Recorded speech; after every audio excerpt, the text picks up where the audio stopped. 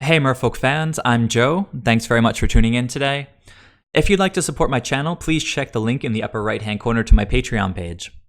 I'm here with the 5th round of this modern competitive league. I'm currently sitting at 4-0 and very excited for the possibility to go 5-0 in a competitive league. Definitely doesn't happen very often for me. Actually, at this point, I've only done it once before. So let's go ahead and look at the opening hands and see if we get good cards to work with. I lost the die roll. Not too bad. But I drew a pretty sensational opening hand. The opponent mulled to 6. Let's see if they decided to go to the top or bottom with their... they went to 5, actually. So, not too sad to see that. The opponent put their card on top with their scry. I was saying, not too sad to see that since I'm currently trying to go 5-0. Okay, Plains into AEther Vial. Probably Death and Taxes.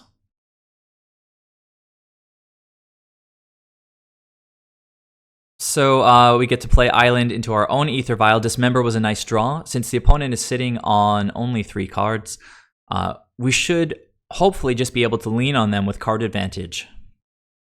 And a little bit of removal here and there. Okay, so there's Thalia. With 2 lands next turn, we won't be able to play Smuggler's Copter since it is a non-creature spell. Echoing Truth won't work either, but Dismember will work. So take AEther Vial up, play the Oboro, and we'll just get rid of that Thalia right now. Opponent's down to 2 cards. We're going to tick their AEther Vial up to 2, and, oh man, cycling their Horizon Canopy already, putting them back down to 1 land. Alright, they just passed the turn. I can probably go pretty quick in this first game.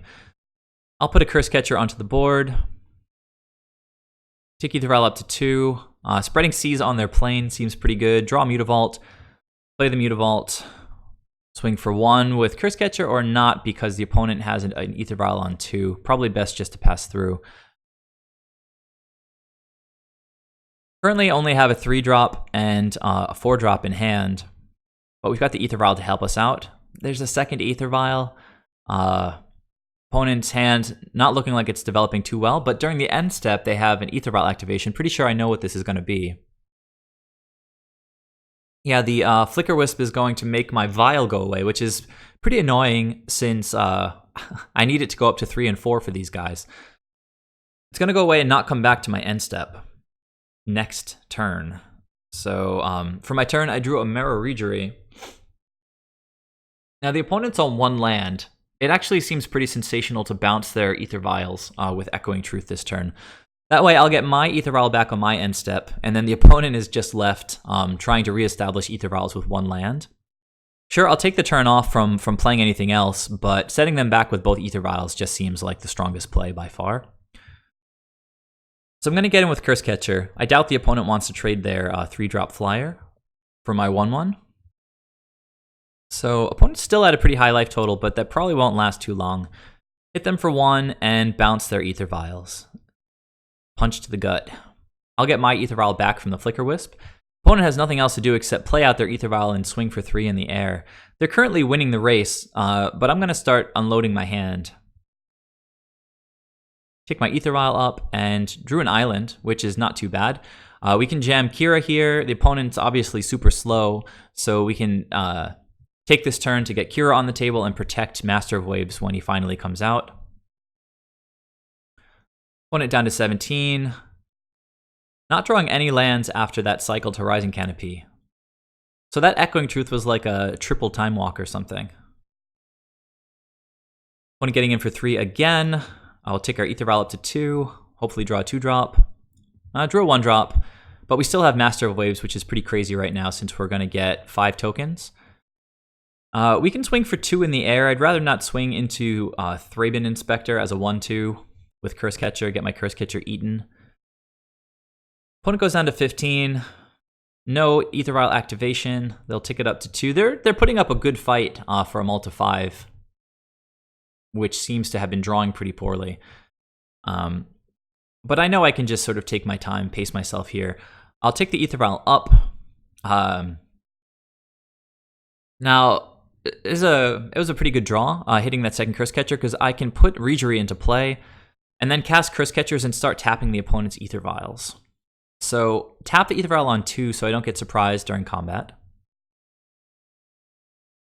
So there's Thalia, who has First Strike. So if I got in with Master of Waves, that would have been a pretty huge blowout. But as it stands, I have another Cursecatcher in hand, and I can just tap Thalia down. Not really afraid of whatever 1-drop they can have. I think they just play Thraben Inspector. All my creatures are big enough to just run over Thraben Inspector. Gonna activate Mutavault for super overkill. We've got 10 power over here. So 13, 15, 17, 21. Even if the opponent has a chump with Thraben Inspector, it should still be lethal. All right, so we got there against a mulligan to 5 in game 1. The opponent did the best that they could. Let's go ahead and see how game 2 went. Please look away for a moment if you don't want to see the match result. All right, so I'm back with game 2 against Mono White Death and Taxes. Trying to go 0-5. A really solid opening hand. The opponent mulliganed to 6, which I don't love to see. I like to play interesting Magic, but okay, they kept on 6, so hopefully it would be much better than last game. They put a card on the bottom, and how's their turn 1? Well, a Thraben Inspector. We prefer to see Thraben Inspector over Aether Vial, obviously. So we're going to take sort of a lead in the tempo game on our first turn by getting an Aether Vial established. Of course, they can always blink that thing with Flicker Wisp like they did in game 1. Let's see. Opponent attacks with Thraben Inspector, plays a Ghost Quarter, so no second white source it looks like right now. And we see a Phyrexian Revoker naming Aether Vial. Fortunately, we have lands in our hand, but that guy's a little bit annoying. We might be able to get him off the table with Harbinger of the Tides if he gets in with the Phyrexian Revoker. But for now, it's going to take me off Aether Vial for the turn. Currently not a big deal since I don't have a Cursecatcher in hand. I think I'll just play Silvergill here and see what I can draw. Probably going to reveal my Master of the Pearl Trident. Oh, I'm sorry. No, I didn't play Silvergill Adept. I played Spreading Seas because the opponent is stuck on just a single plains. It looks like it. I mean, it's totally possible they're just representing that they don't have more white mana. But I took the opportunity to shut them down here. I drew another land, which will be good in the event that we can't get this Phyrexian Revoker off the table. So no creatures for me yet, but potentially the opponent is going to be stuck next turn with access to only non-white mana. Okay, so there's another plains. The opponent does get in with Phyrexian Revoker, which is good news for us because we'll be able to use Aether Vial on our turn. Okay, they crack a clue and pass the turn. So another Spreading Seas might be decent here. Try to take them off of white mana again. But we're going to use our mana this turn definitely to get that Revoker off the table.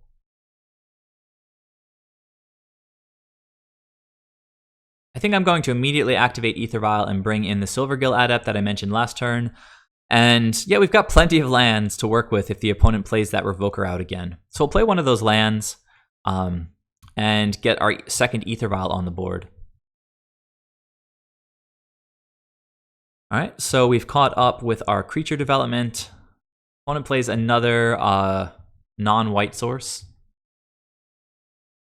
One thing that's super important to keep in mind against these decks that run Tectonic Edge and Ghost Quarter is that they can use them at any time to take us off of our Island Walk.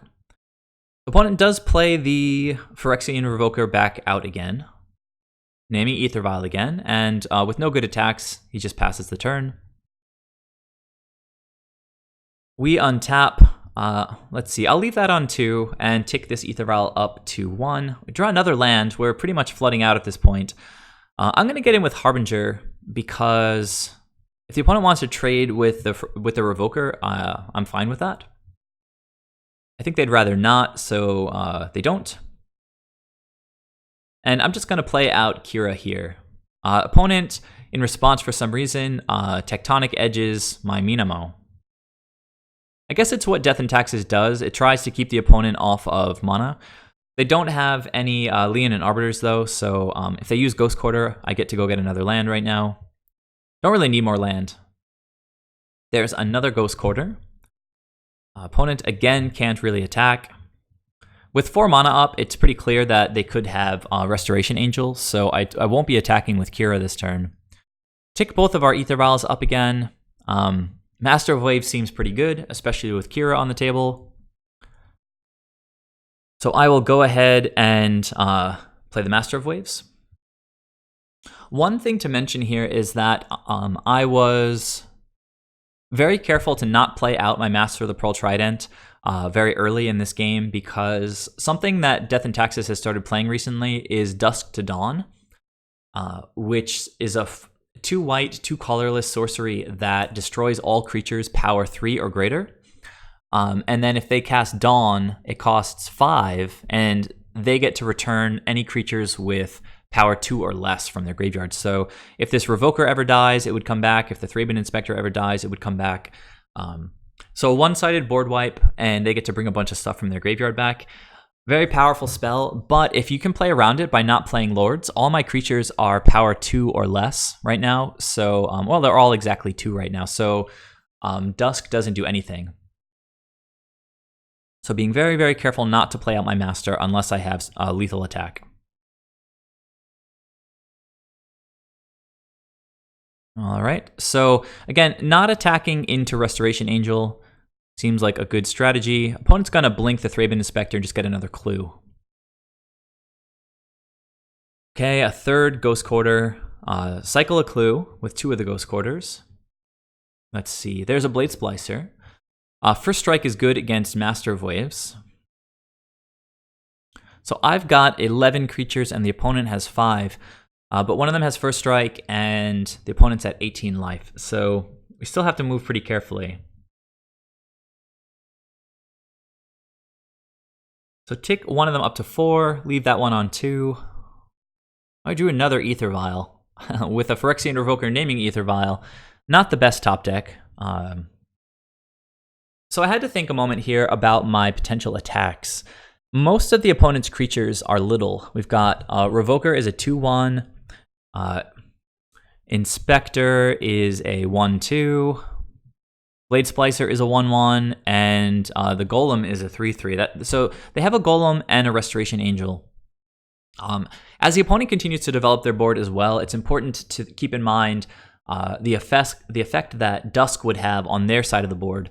Currently, the opponent would lose their Golem and their Restoration Angel, and I would lose nothing. So thinking about attacks, it seems good to get in, I think, with all the elementals, because we'll lose one, just getting chumped, but then we'll trade if they block with the other guys. They just all die. The opponent could be pretty frightened by the potential for another Master of Waves, buffing all of them all of a sudden. So let's see. If I attack with 7 of these guys and they block with 4, 3 of them will be getting through. And if I have another Master of Waves, so if I have another Master of Waves, the opponent's probably just going to lose anyway. So I do get in with all of the elementals, I think. And the opponent, let's see how they blocked. Yeah, so they throw their 5 creatures in front of 5 of the elementals. I'm throwing away 2 of them, but I'm going to trade with 3 of the opponent's creatures, which seems like great value for elemental tokens.